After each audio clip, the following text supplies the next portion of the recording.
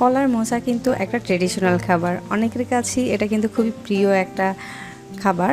তো এটা কিন্তু বিভিন্নভাবে খাওয়া যায়, অনেকেই রান্না করে খেয়ে থাকেন, ভাজি করে খেয়ে থাকেন।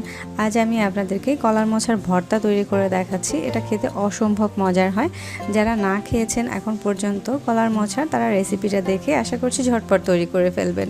তো এখানে একটা কলার মোচা নিয়েছি, মোচার উপরের যে শক্ত আবরণগুলো আছে ওগুলোকে আমি ছড়িয়ে নিচ্ছি। ফুলগুলো কিন্তু ফেলে দেওয়া যাবে না, ফুলটা দিয়েও কিন্তু ভর্তা তৈরি করা হবে। জাস্ট উপরের যে শক্ত খোসাটা আছে ওটাকে আমি ছড়িয়ে নিচ্ছি।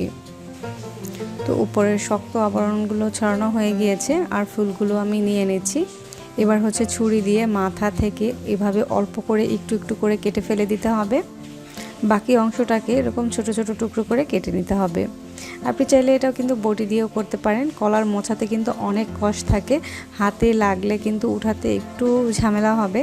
তো আপনারা চাইলে কিন্তু এক্ষেত্রে গ্লোভস ব্যবহার করতে পারেন। তো পুরো মোচাটাকে আমি এরকম ছোট ছোট সাইজ করে কেটে নিয়েছি, আর যে ফুলগুলো ছিল সেগুলোকেও এরকম একটু ছোট টুকরো করে নিয়েছি। এবার হচ্ছে এগুলোকে একবার একটু ধুয়ে নিতে হবে পানি দিয়ে।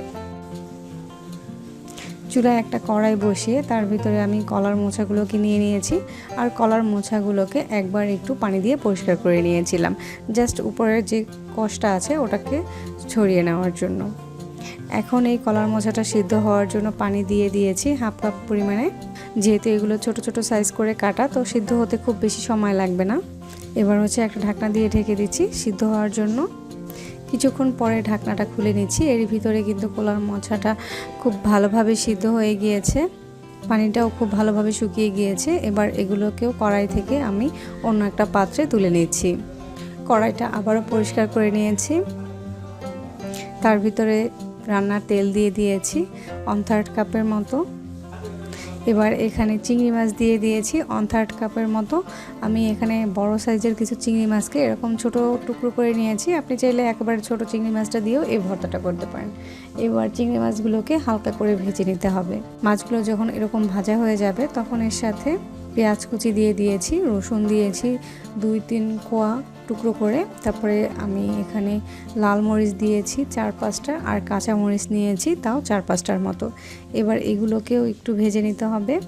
তো সব কিছু যখন এরকম হালকা ভাজা হয়ে যাবে তখন এগুলোকে কড়াই থেকে তুলে আলাদা একটা বাটিতে নিয়ে নিতে হবে। কড়াইতে যে বাকি তেলটুকু রয়েছে তার ভিতরে আমি কলার মোচাগুলোকে দিয়ে দিচ্ছি। এবার এই তেলের সাথে মোচাটাকে একটু সময় নিয়ে ভেজে নিতে হবে।